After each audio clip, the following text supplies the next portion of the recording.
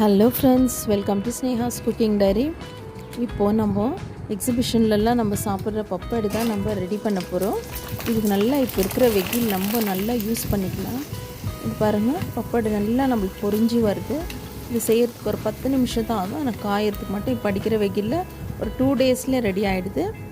வாங்க வீடியோக்குள்ளே போய் டீட்டெயிலாக நம்ம எப்படி செய்கிறதுன்ட்டு டீட்டெயிலாக லாஸ்ட் வரைக்கும் ஸ்கிப் பண்ணாமல் வாட்ச் பண்ணுங்கள் ஃப்ரெண்ட்ஸ்.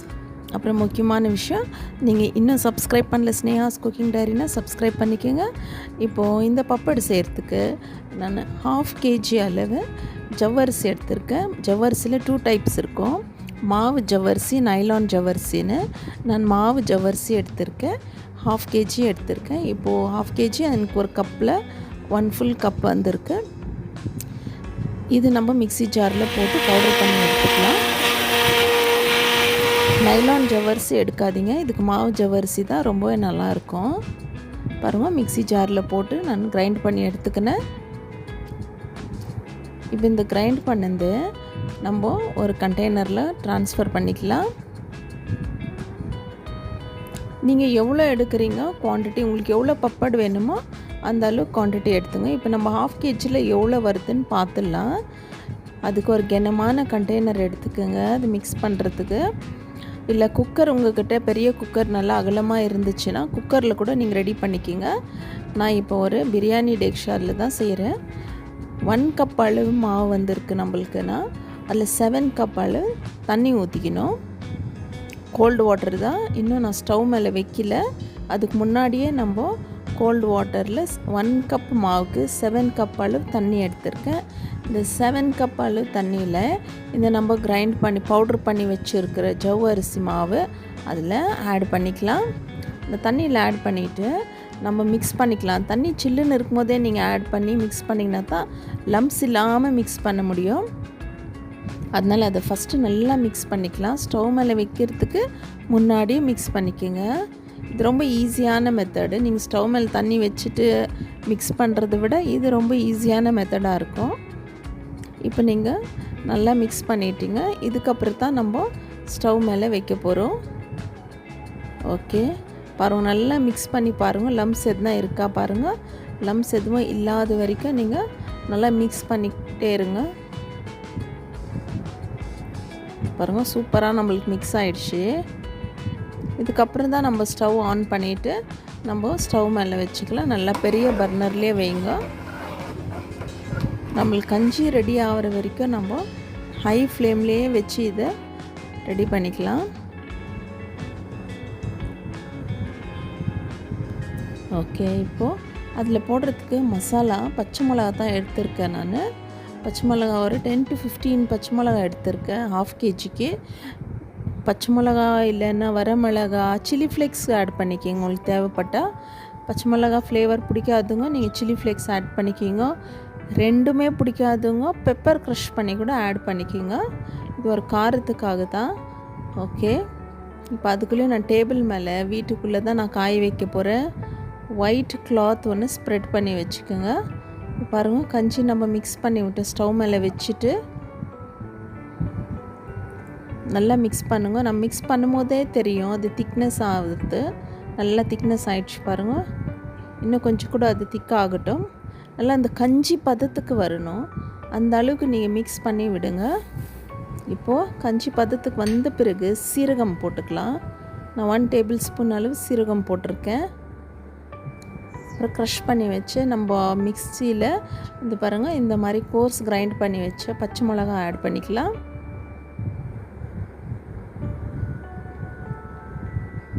மிக்ஸ் பண்ணிக்கோங்க.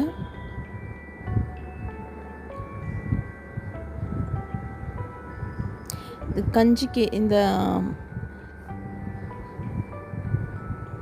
குவான்டிட்டிக்கு தேவையாக்கிற அளவு உப்பு ஆட் பண்ணிக்கலாம். பெருங்காயம் போட்டுக்கலாம்.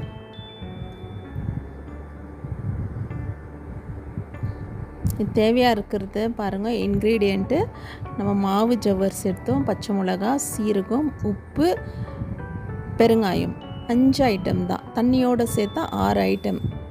இந்த 6 ஐட்டம் இருந்தால் இந்த பப்பட் நம்ம ரெடி பண்ணிடலாம். பாருங்கள், சூப்பராக நம்மளுக்கு ரெடி ஆயிடுச்சு. இப்போ நம்ம இவ்வளோ பெரிய கண்டெய்னர் டைனிங் டேபிள் மேலே எடுத்துன்னு போய் வச்சு ஊற்ற முடியாது. இது கொஞ்சம் சூடு ஆறுறதுக்கு முன்னாடியே நம்ம ஊற்றிக்கணும். அதனால் ஒரு சின்ன கண்டெய்னரில் ஊற்றி எடுத்துன்னு போயிட்டு நம்ம ஊற்றிக்கலாம். நான் ஃபேன் ஃபுல் ஸ்பீடில் வச்சுருக்கேன். ஃபுல் ஸ்பீடில் வச்சுட்டு நம்ம கிளாத் மேலே ஊற்றிக்கலாம். இதை நல்லா ஒயிட்டு காட்டன் கிளாத்து இல்லை ஏதாச்சும் ஒரு காட்டன் saree இருந்தால் கூட எடுத்துக்கோங்க. அது மேலே நல்லா ரவுண்டாக ஊற்றிக்கிங்க. இல்லை உங்களுக்கு எந்த ஷேப் வேணுமோ ஊற்றிக்கிங்க. இதை கிளாத் மேலே ஊற்றும் போது நம்ம எப்படி ஊற்றுறோமோ அதே மாதிரி தான் வரும். நான் இதில் ஃபுல்லாக ஊற்றிட்டு கொஞ்சம் அலுமினியம் பிளேட்டு ஸ்டீல் ட்ரேயில் கூட ஊற்றி வச்சுருக்கேன். ஸ்டீல் ட்ரே அலுமினியம் ட்ரேயில் நம்ம ஊற்றி வைக்கும் போது அது என்னாவது அப்படியே சுருங்கிடுது காஞ்சி. ஆனால் அதுவே ஆட்டோமேட்டிக்காக வந்துடுது. ஆனால் கிளாத்தில் அப்படி இல்லை.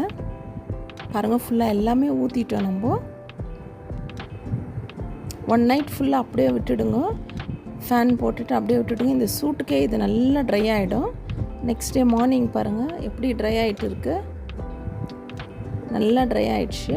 இப்போ இதிலிருந்து நம்ம எப்படி எடுக்க போகிறோன்னா, துணி திருப்பி போட்டுன்னு பேக் சைடு நல்லா தண்ணி ஸ்ப்ரிங்கிள் பண்ணிக்கணும். தண்ணி தொளிச்சிக்கோங்க.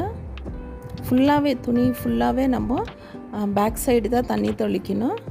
திருப்பி போட்டு நல்லா தண்ணி தொளிச்சு விட்டுக்கோங்க. தண்ணி தொளிச்சு விட்டுக்குன்னு அப்போ அது கொஞ்சம் லைட்டாக ஈரமாகிடும். அந்த பப்படெல்லாம் ட்ரையாக இருக்கிற பப்படை நம்மளுக்கு ரிமூவ் பண்ணுறதுக்கு ஈஸியாக இருக்கும். பாருங்கள், ஃபுல்லாக தண்ணி தொளிச்சிட்டோம். மெதுவாக நம்ம இப்போ அந்த பப்படை நம்ம ஊற்றி இருக்கிறதெல்லாம் 1 by 1 ரிமூவ் பண்ணிக்கலாம். ரொம்பவே அழகாக வந்துடுது. தண்ணி தொளிச்சிட்டு நீங்கள் ரிமூவ் பண்ணும்போது ரொம்ப அழகாகவே அது பாருங்கள் எவ்வளோ நல்லா வருது. அவ்வளோதான்.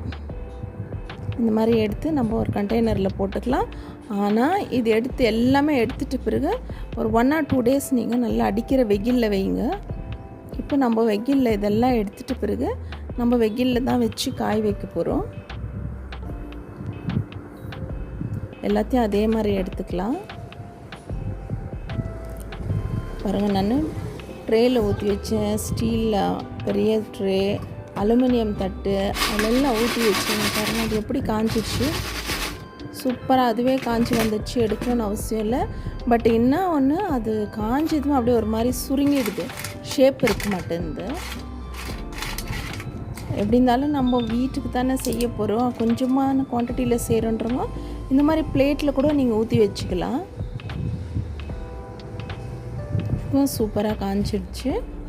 இப்போ நம்ம கிளாத்தில் போட்டு தான் காஞ்சிடுச்சு. எல்லாத்தையும் எடுத்துட்டோம். பாருங்கள், 1/2 kgக்கு எனக்கு டோட்டலாகவே இவ்வளோ வந்துச்சு. அப்புறம் பிளேட்லேயும் நம்ம போட்டு வச்சுருக்கோம். இப்போ இதே எடுத்து நம்ம ஒரு 2 daysக்கு நல்லா வெயிலில் காய வைக்க போகிறோம்.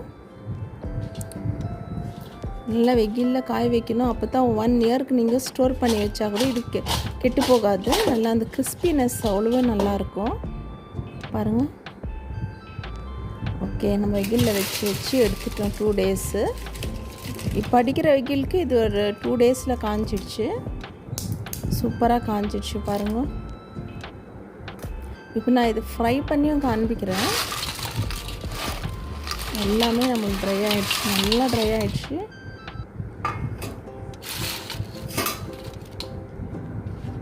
பாருங்கள், இந்த கண்டெய்னர் ஃபுல்லாக வந்துருக்கு எனக்கு.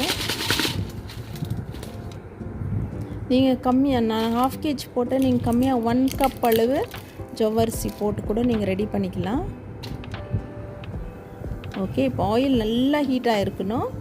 முக்கியமானது அதுதான். ஆயில் நல்லா ஹீட் ஆகிருக்கணும். ஆயில் ஹீட் ஆகிட்ட பிறகு நீங்கள் பொரிச்சு எடுத்துக்கோங்க. பாருங்கள், நம்ம மீடியம் சைஸில் ஊற்றணும் பப்படை. அதுக்கு இந்த ஷேப்பில் வந்திருக்கு.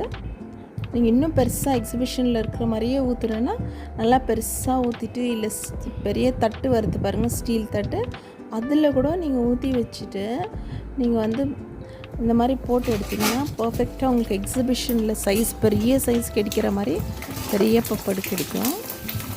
பாருங்கள், எல்லாத்தையும் நம்ம இந்த மாதிரி பொரிச்சு எடுத்துக்கலாம். நல்லா ஒரு ஈவினிங்கில் ஸ்நாக்ஸ் மாதிரி நம்ம இதை சாப்பிடலாம். இல்லை சாம்பார் சாதத்துக்கு கூட இது சூட்டபுளாக இருக்கும்.